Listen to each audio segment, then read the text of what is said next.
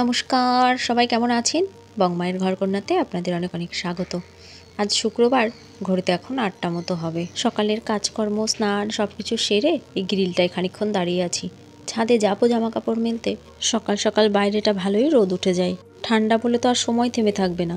মানুষ যে যার মতো দরকারে উঠে পড়ে এই ঠান্ডার মধ্যেই কাজ শুরু করে। এই যে আমাদের সামনের বাড়িতে কাকু টিউশন পড়াই, ছেলে মেয়েগুলো কোন সকাল সকাল ঘুম থেকে উঠে রেডি হয়ে দূর দূর থেকে পড়তে চলে আসে।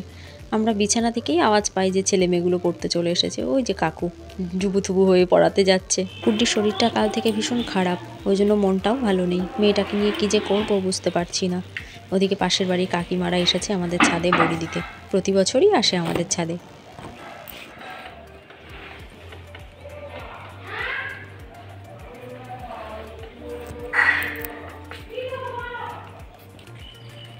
করতে হয় রে মা।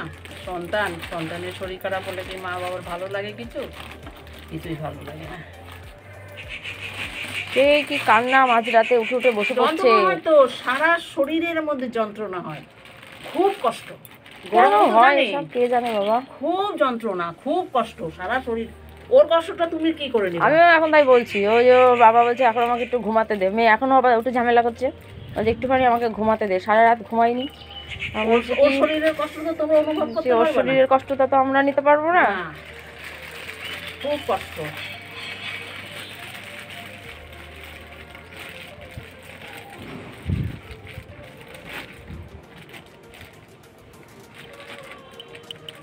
এই 7 দিন বেরোতে লাগে, জানো তো। 7 দিন একটু একটু করে বেরোবে। যখনই বেরোনো শেষ হবে ওর যন্ত্রণাটাও কমে যাবে।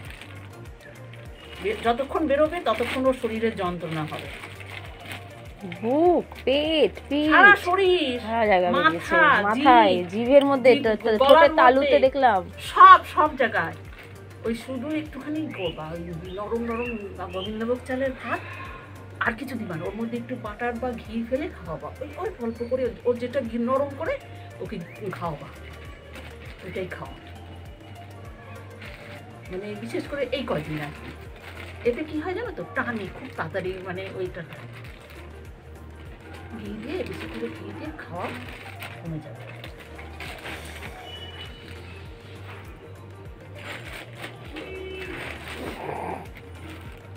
আমার পিলুর হয়েছিল 2 বছর বয়সে। 2 বছর যখন বয়স তখন ওর হয়েছে। এইরকম শীতের মধ্যেই হয়েছে। বাবা এসব বাচ্চা কাচ্চা কি করে যে মানে রাখে, কষ্ট কি বাবা। কষ্ট তো হবে বাবা। কাকিমা কাল বিকেলে এসে বড়ি দেওয়ারে নেটগুলো ছাদে রেখে গেছে। তাই তখন দেখে গেছে গুড্ডির শরীরটা ভীষণ খারাপ। তাই ছাদে আসতেই আমার কাছে খোঁজ নিচ্ছে মেয়ে কেমন আছে। এই বড়ি দেওয়াটা ভীষণ পরিশ্রমের কাজ। অবশ্য একবার করে রাখতে পারলে সারা বছর বেশ খাওয়া যায় ঘরে রেখে। আমার শ্বশুর বাড়িতে আবার নাকি বড়ি বসানোর নিয়ম নেই।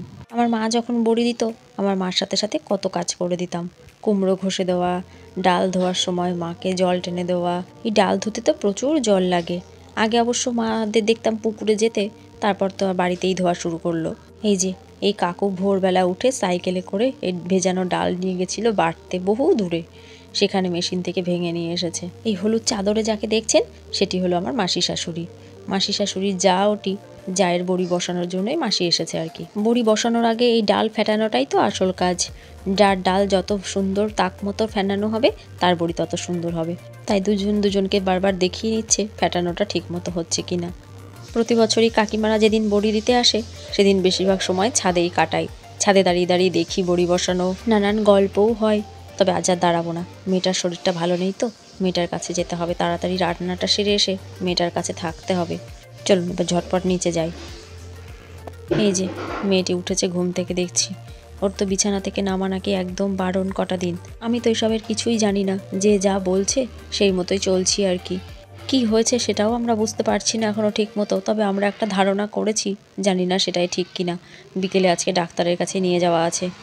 এই দেখুন ভুরুর মধ্যে, কপালে, হাতে, পায়ে, বুকে, পিঠেও বেশ কটা দেখা যাচ্ছে। দুধ বিস্কুট নিয়ে গিয়ে ওপরেই বিছানাতে বসিয়ে খাইয়ে রেখে এসেছি। এবার ঝট করে রান্নাটা সেরে নিই।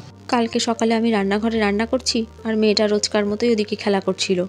তারপর দেখছি হঠাৎ কান্না করছে, খ্যানখ্যানে একটা ভাব, বলছে শরীরটা ভালো লাগছে না, শরীরটা খুব খারাপ লাগছে। তা প্রথমে তো অত গুরুত্ব দিইনি। তারপর যখন রান্নাবান্না সেরে মেয়েটার কাছে গেলাম, দেখছি মেয়েটা ভালোই কান্নাকাটি করছে। মেয়েটার ভুরুর ভেতরে আর কপালে দেখলাম দুটো ফোড়ার মতো গোটা হয়েছে। প্রথমে বুঝতে পারলাম না সেটা কি জিনিস। আজ ঘুম থেকে ওঠার পর দেখছি সারা গায়ে আরও বেশ কতগুলো বেরিয়ে গেছে। গুড্ডির বাপি দেখা মাত্রই বলল মনে হচ্ছে এটা পক্স হয়েছে। গুড্ডির বাপিরও নাকি ছোটোবেলায় হয়েছিল, তাই ও আন্দাজ করতে পারছে। আমি এটার নাম শুনেছি অনেক, আবার আশপাশের মানুষের হয়েছে সেটাও শুনেছি, কিন্তু কোনোদিন সামনাসামনি কারোর দেখিনি এটা, তাই আমি এসব সম্বন্ধে জানিও না কিছু। গুড্ডির বাপি বলল মেয়েকে বিকেলে ডাক্তারের কাছে নিয়ে যাবে, আর আন্দাজ করেছে যেহেতু ওইটা, তাই বলল কটা দিন নিরামিষ খেতে হবে। এগুলো হলে নাকি নিরামিষ খেতে হয়, তাই ভাবলাম ডাল বাঁধাকপি এগুলো করি। আর মেয়ে কটা দিন নিরামিষ খাবে এই ভেবে দেখুন কত কি বাজার করে নিয়ে এসেছে। চকোজ, বাজারে যাওয়ার সময় মেয়ে আবার কাঁচকলাটার কথা বলে দিয়েছিল, ও আবার কাঁচকলা ভাজা খেতে খুব ভালোবাসে, তাই আবার কাঁচকলা নিয়ে এসেছে। আর এরকমটা হলে নাকি মিছরির জল খেতে হয়, তাই মিছরিও নিয়ে এসেছে দেখছি। মুসুরির ডালটাও নাকি খাওয়া যায় না, তাই যে মুগ ডাল নিয়ে এসেছে, পাঁপড় নিয়ে এসেছে। শুনলাম তেল হলুদও নাকি ও খেতে পারবে না, তাই ওর জন্য আলাদা করে ডাল করব। এটাও দেখছি এক রকমের পাঁপড়, এটাও এক রকমের পাঁপড়। বাবা 3 রকমের পাঁপড় নিয়ে এসেছে মেয়ের জন্য। বাবা মেয়ে একদমই তো নিরামিষ খেতে পারে না। এই যে পাকা কলাও নিয়ে এসেছে, বলছে মেয়ের এখন ভালো মন্দ খেতে হবে, নিরামিষ খাওয়া তো, খেজুর। আর এই যে সবজি বাজার, এই সময় নাকি মুখে কিচ্ছু ভালো লাগবে না, কিছু খেতে পারা যায় না, তাই বলছে একটু এটা সেটা এনে রাখতে হবে, মেয়ে যদি ভাত খেতে না পারে অন্য কিছু করে খাওয়ানো যাবে। তাই এবার চকোস নিয়ে এসেছে, যে একটু সন্ধ্যাবেলায় কি দুপুরবেলায় হয়তো দুধ চকোস করে খাইয়ে দিলাম।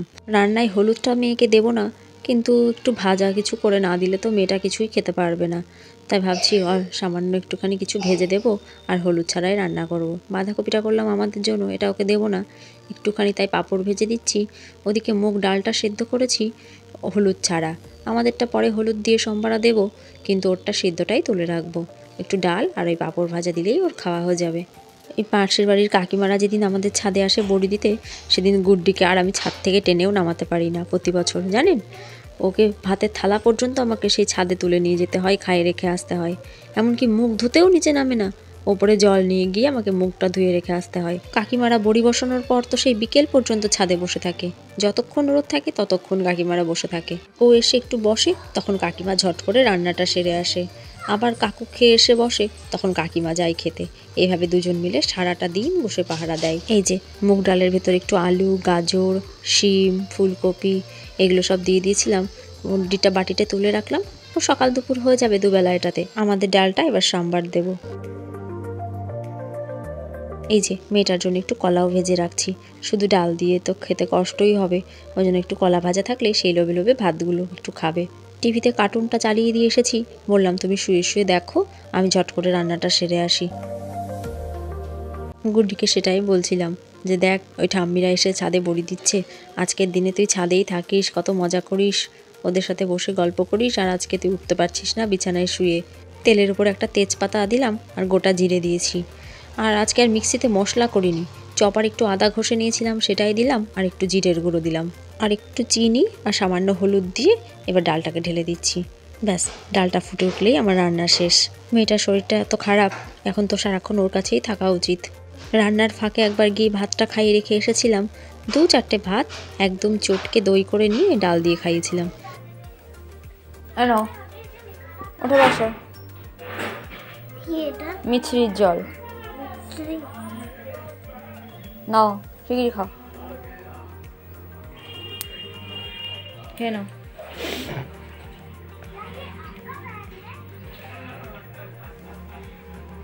ওই যখন দেখবে শুকাবে তখনও না, ওই তোমার হচ্ছে যখন ওই ইয়েগুলো উঠবে, একটা মানে ছোট দেশলাই খাপ বা ছোট শিশির মধ্যে রেখে বন্ধ করে, তারপরে ওকে স্নান করাবে। 13 দিনে হোক 7 দিনে, যদিও শুকিয়ে যায় 7 দিনে চান করাবে, শুকানোর উপর নির্ভর করছে, বুঝলি তো। 7-8 দিন পরে টেনে যাবে, এলোপতি মারি দিয়েছি, হোমিওপ্যাথি খাওয়াইনি তো। আগে কি হতো, সবাই মেথি ভিজানো জল, মেথি ভিজানো জলটা খাওয়াই কেন, আরো সব ঢেলে বেরিয়ে যায়। ও এখনকার দিন আর কিছু নেই, ডাক্তার এখন গেলে আগে মাছ মাংস খেতে, এখন বলে ডিম খাওয়াবা, তা খাওয়াচ্ছি না, না জোর করে, মানে কি ওকে গল্প করে ইয়ে করে ওই আস্তে আস্তে করে খাওয়া। তাহলে এতদিন চান করবে না? না একদম না, চান টান একদম না, ওর যখন ওই জামা টামা তো ছাড়ানো যায়। হ্যাঁ ওগুলো সব ছাড়িয়ে দিও, প্রতিদিনেরটা প্রতিদিন ছাড়িয়ে দিও, চান করাবে না।